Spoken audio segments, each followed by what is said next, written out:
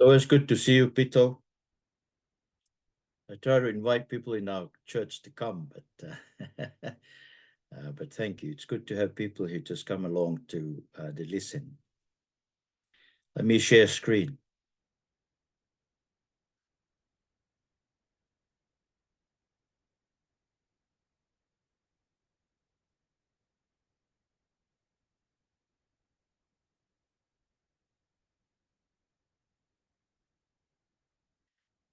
So tonight's lecture is about the book of the Psalms is the prayer of one who is saved in hope. Now, we have proved to you that the book of the Psalms is the song book of Israel because it has tunes that they used to sing some of the Psalms according to certain tunes. And then there are some Psalms where musical instruments are meant to accompany the singing of the Psalms. But here I want to also say that the content of those songs is mostly prayer. Now, we will see next week when we look at the books of the Psalm, the 5 books of the Psalm, that at the end of book 2, it is stated that this is the end of the prayer of David, son of Jesse, which means that either Psalms 1 to 72 can all be regarded as the prayer of David, or maybe Psalms 42 to 72 are the prayers. But I take we should look at Psalms 1 to 72, or maybe Psalm 3 to 72 as prayers of David. And then if you look at the beginning of book 4, Psalm 90, it says the prayer of Moses. So in a very real sense, the content of the book of Psalms are prayer. Yeah. Even though they were prayers which were sung by singers using instruments. Now, just want to remind ourselves of the 3 pathways of the book of the Psalms that we looked at. So the pathway number 1 is the pathway of Mount Zion, where we rejoiced in God's King, who is now established on Mount Zion as God's response to the rebellion of the whole world. And this is even true today. You look at whatever the world is throwing at us and throwing at God, we should always know that God has done something about that, and that is he has set up his King Jesus, on Mount Zion in heaven. And he is reigning from the right hand of God the Father. He's gathering his people to him, and he will return one day to smash and destroy, shatter all the nations under him. So we start on Mount Zion rejoicing in God's King who's established. And so we start by taking refuge in the Son of God, delighting in his word. The Son who is God's King, established in Mount Zion. And here, let me remind you of, so this is Psalm 1, verse 2, but whose delight is in the law of the Lord, and who meditates on his law day and night. So that's the blessed man. And then we find in Psalm 2, verse 12, that kiss the Son, or he will be angry, and your way will lead to your destruction. For his wrath can flare up in any moment. Blessed are all who take refuge in him. So you see that the blessed person then is not only the one whose delight is in the word of the Lord, but he takes refuge in the Son on Mount Zion. And so pathway number 2 is the pathway of struggling with enemies while we're looking to God. So we continue our journey in the pathway towards the judgment of God, struggling with our strong enemy who wants to remove our confidence in you. You see, our enemy wants to take us away from trusting in God and his Son. So here is Psalm 3, verse 2. Many are saying of me, God will not deliver him. See? That's what our enemies are saying. When we suffer, they say that God is not going to deliver us. Psalm 22, verse 7. All who see me mock me. They hurl insults, shaking their heads. He trusts in the Lord. They say, let the Lord rescue him. Let him deliver him. It's as if that our enemies think that when we suffer, the Lord is never going to able to save us. Or Psalm 35:16, like the ungodly, they maliciously mocked, they gnashed their teeth at me. See, this is what our enemies are doing against us, right? Psalm 42, verse 9, I say to God, my rock, why have you forgotten me? Why must I go about mourning, oppressed by my enemies? See, we feel oppressed sometimes from this struggle. We feel that the enemy has the upper hand. Okay? Or Psalm 69, verse 12, those who sit at the gate mock me, and I'm the song of the drunkards. See, they can even make songs of us in mockery. Psalm 71, verse 1, they say, God has forsaken him. Pursue him and seize him, for no one will rescue him. See, especially in our times of need, our enemies, these are the kinds of things that goes on in their minds when they hear that we suffer, even when we get sick or something. This is what they say: God has forsaken him. No one will ever rescue him from that sickness. Or Psalm 74, verse 18, remember how the enemy has mocked you, Lord, how foolish people have reviled your name. See, it is that this is the kind of struggle we go through as we journey on the pathway of struggling with the enemies. And then pathway number 3 is the pathway of judgment and salvation, a hope of glory. So this is the destiny of our journey. We're trusting in the Son and delighting in his word, the Son judging the nations through their rebellion and thus saving us. Remember Psalm 2, verses 1 to 3. Why do the nations conspire and the peoples plot in vain? The kings of the earth rise up and the rulers band together against the Lord and against his anointed, saying, let us break their chains, throw off their shackles. So this is what the nations are saying. They're saying, look, let's cut ourselves off from God and his word. And that's what we get now in the world, right? But we know the truth is that the Son, as God's king on Mount Zion, will break them with a rod of iron. You will dash them to pieces like pottery. Okay? So how do we journey in these pathways? So the assumption here is that we do journey through these 3 pathways as well. Okay? I want to suggest that we enter the pathway through pathway number 1. That is, we must always begin on Mount Zion trusting in God. That is, by trusting in the Son on Mount Zion and delighting in his word, we are trusting the Lord. Okay? So, for example, from Psalm 5:11, but let all who take refuge in you be glad. Let them ever sing for joy.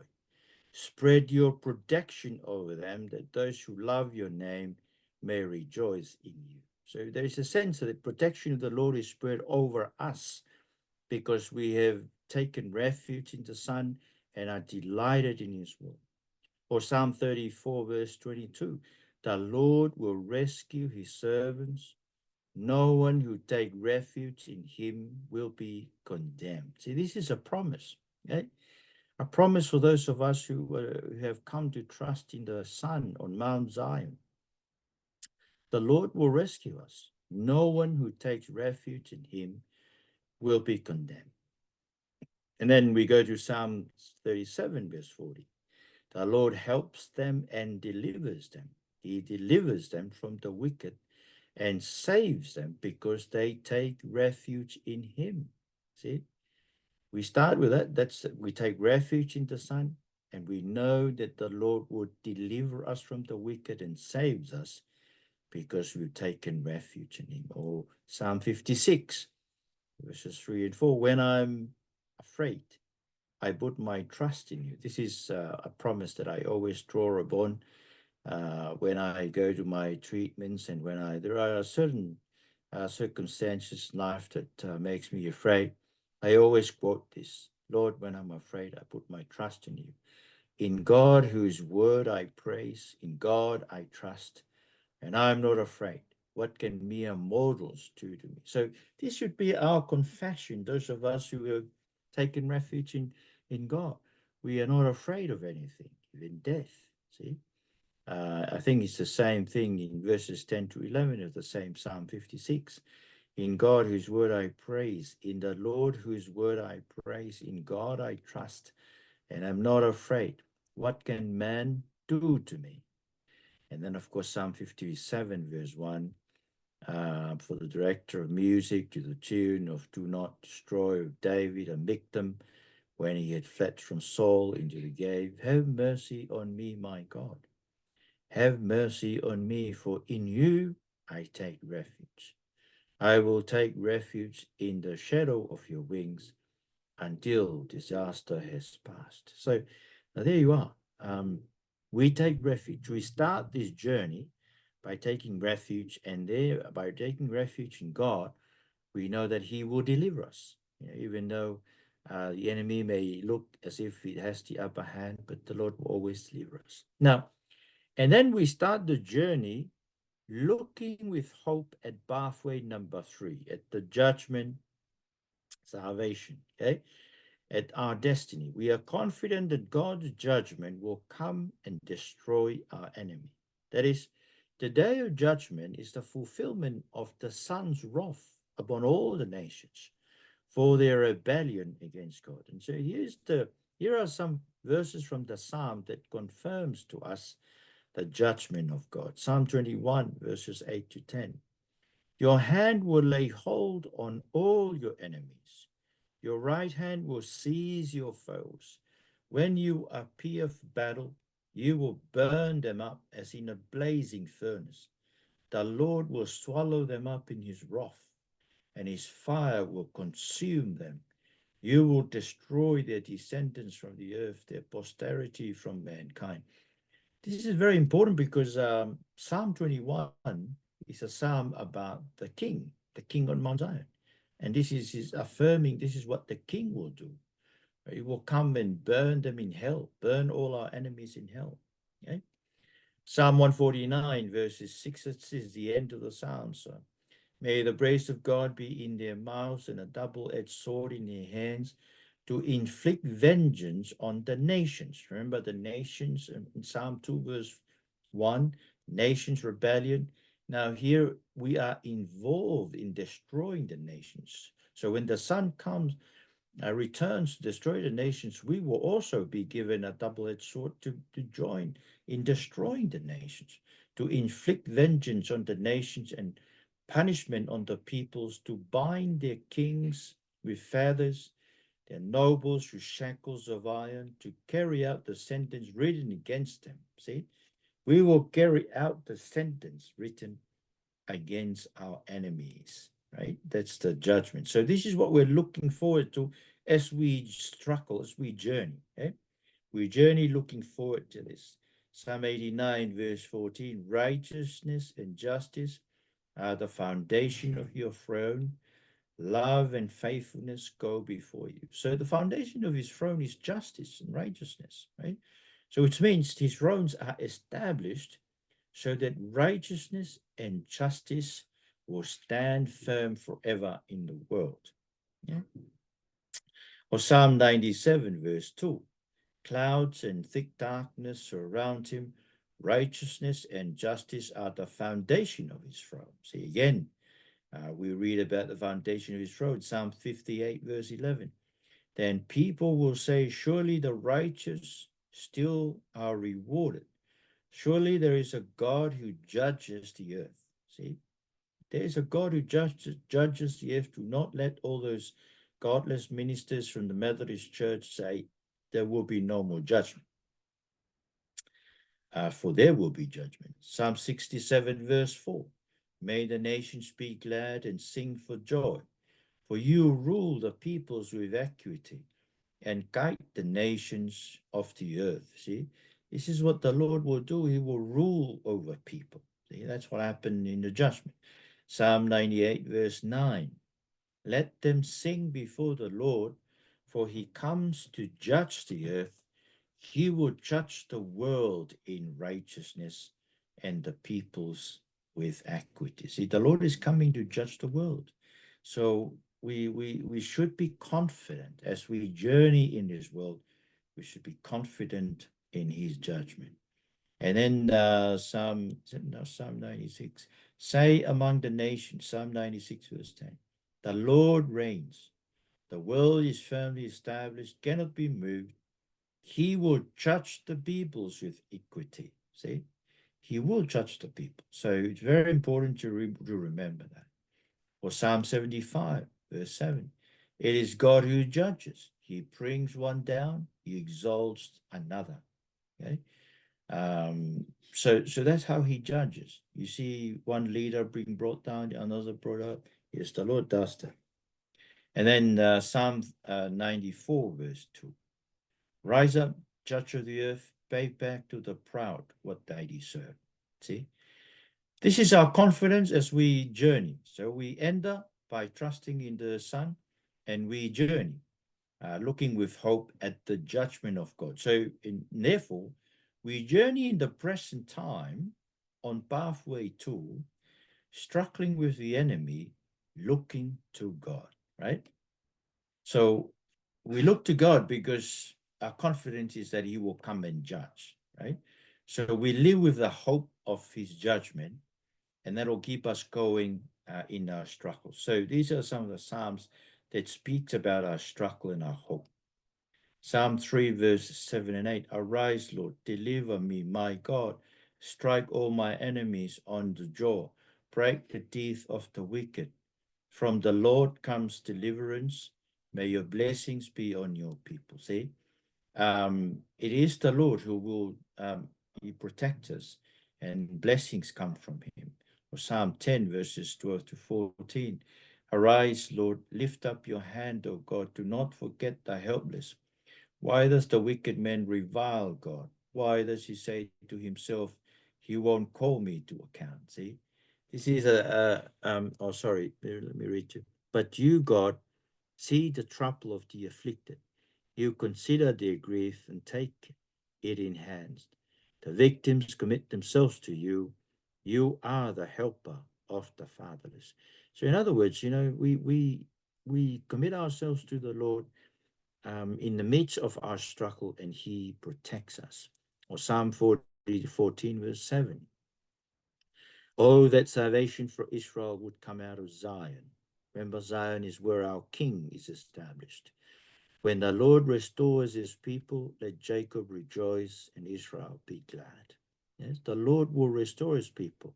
That's our hope as we continue struggling with the enemy. Or Psalm 16, verse 1. Psalm 16, verse 1. A victim of David. Keep me safe, my God, for in you I take refuge. Psalm 17, verses 8 and 9. Keep me as the apple of your eye. Hide me in the shadow of your wings, from the wicked who are out to destroy me, from my mortal enemies who surround me. See? We commit ourselves to the Lord for his protection. And then Psalm 18, verses 16, 17, he reached down from on high and took hold of me. He threw me out of deep waters. He rescued me from my powerful enemy, from my foes who were too strong for me. See, he does it. He even reached down and protect us, take us up from being, rescue us from the hands of the enemy. Psalm 25, verses 18 to 20. Look on my affliction and my distress and take away all my sins. See how numerous are my enemies and how fiercely they hate me. Guard my life and rescue me. Do not let me be put to shame, for I take refuge in you. See, our enemies, they hate us. They fiercely hate us. But the Lord will keep our lives. Or Psalm 27, verses 11 and 12. Teach me your way, Lord. Lead me in a straight path because my oppressors Do not turn me over to the desire of my foes, for false witnesses rise up against me, spouting malicious accusations. See that he asked the Lord to teach him his ways and not to turn him over to the desires of his enemies. 28 verse 6 to 7. Praise be to the Lord, for he has heard my cry for mercy. The Lord is my strength and my shield. My heart trusts in him, and he helps me. See, he helps us who trust in him. Psalm 30 verses 11 to 12. You turned my wailing into dancing.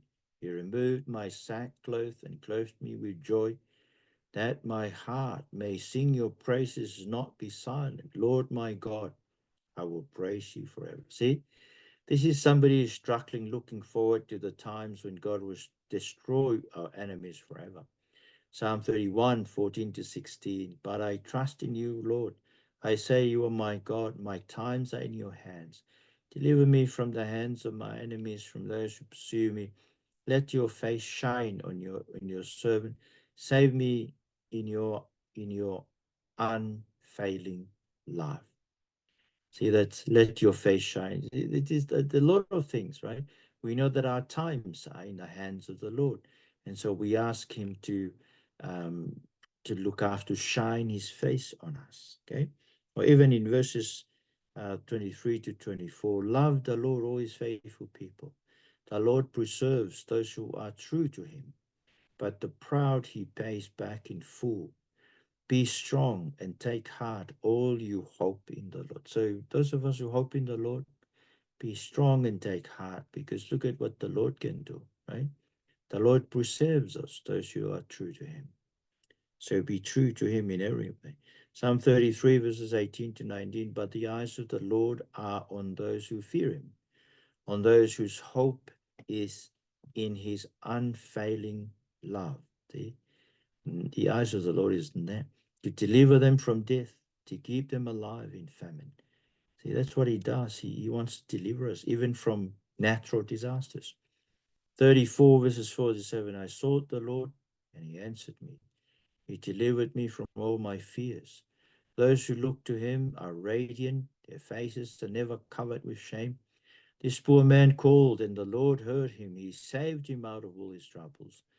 The angel of the Lord encamps around all those who fear Him, and He delivers them. Do you see that? We have some angelic protector surrounding us all the time. And then in verse 37, verses 222, the wicked borrow and do not repay, but the righteous give generously. Those the Lord blesses will inherit the land, but those He curses will be destroyed. See, the Lord has blessed us. That's what Psalm 1 says. Blessed are those do not walk in certain ways. See, but this is our confidence as we journey. We are confident the Lord will return in His judgment in order to destroy all our enemies and to save us. So therefore, this is our conclusion. The book of Psalms is the prayer of the saved who hopes that their salvation will be completed when God comes to judge the nations and establish us forever. See, we've been saved because we have trusted in the Son on Mount Zion, but we will finally be saved, see? Be redeemed fully with a resurrected body when God comes to bring judgment on the rebellion of the nations, right? So here are some of the Psalms that speaks about our hope. Psalm 27, verse 14, wait for the Lord, be strong, take heart, and wait for the Lord. You see, this is what faith is about. This is what hope is about. We wait for the Lord, okay? Psalm 33, verse 20, we wait in hope for the Lord. He is our help and our shield.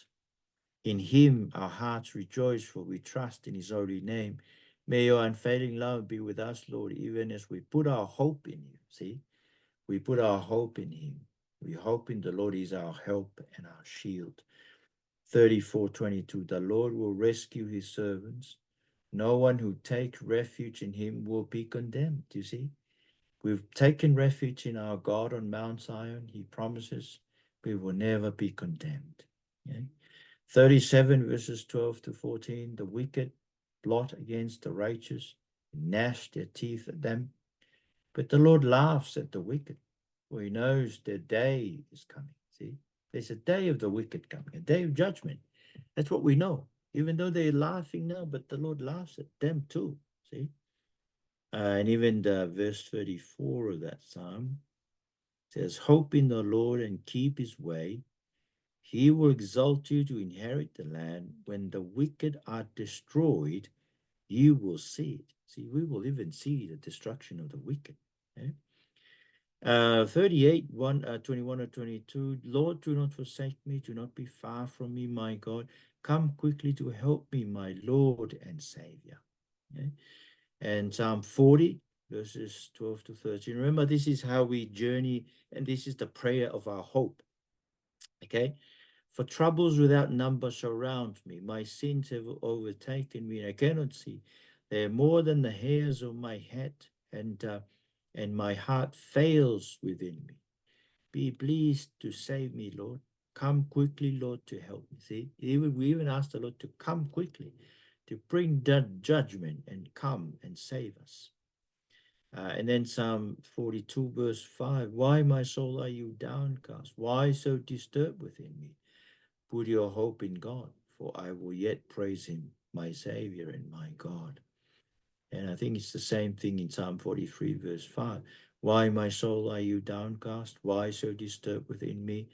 Put your hope in God. See, I will yet praise him, my Savior and my God. Sometimes we need to speak to our soul, right? If you feel your soul discouraged, you need to speak to your soul and say, put your hope in God, right? It's the only way we can endure through this world and all the temptations. As for me, I will always have hope. I will praise you more and more. This should be our confession. I will always have hope. I will always have hope because I always have your spirit in me. And then Psalm 130, verse 7, Israel, put your hope in the Lord. For with the Lord is unfailing love, and with him is full redemption. See, full redemption is in the Lord. And then Psalm 131, verse 3, Israel, put your hope in the Lord, both now and forevermore. So this is, so in summary, you see that the Psalms are prayer of people like you and I. We've been saved by trusting the Son of God, who is now established on Mount Zion in heaven, the right hand of God. We have taken refuge in him. Our delight is in his word. The nations are rebellious against him. They really want to cut off the world from the word of God. You can see that's where all this gender confusion and all these issues about sexuality comes from, because they want to cut off humanity from their creator. And that's the confusion we have, okay? We have taken refuge in him, and we turn and look beyond this world to the time when the Son will return to shatter the nations like pottery, okay? And that's where our eyes are fixed all the time as we start the journey. And as we start the journey, we struggle with all kinds of enemies, right? And that's what we find in the book of Psalms. As we struggle, we know that the Lord, our confidence is always in the Lord who can save us. He will come and save us. See, and we pray to him, we ask him, and he responds to our prayers all the time. But this is our prayer. Psalms then becomes the book of prayer of the believer. Father, we thank you. Thank you for the Psalms, the book of the Psalms, that it is the book of prayer of the believer. It was the prayer of David, becomes the prayer of Israel, and becomes the prayer of Jesus. Now becomes our prayers as well, because we undergo the same struggles that David went through, that Israel went through, Jesus went through. And we as your children now, as co-heirs with Christ, suffering with him, go suffering with him. So also, Lord Jesus, it is our prayers that you will return soon to bring judgment, destroy all our enemies. But please save us in the time being from this struggle. Please strengthen us. Please come quickly to us all the time, Lord Jesus. Fulfill your promises for us, so that your great name be glorified in all of us. And with this we pray in your Son's name. Amen. Amen.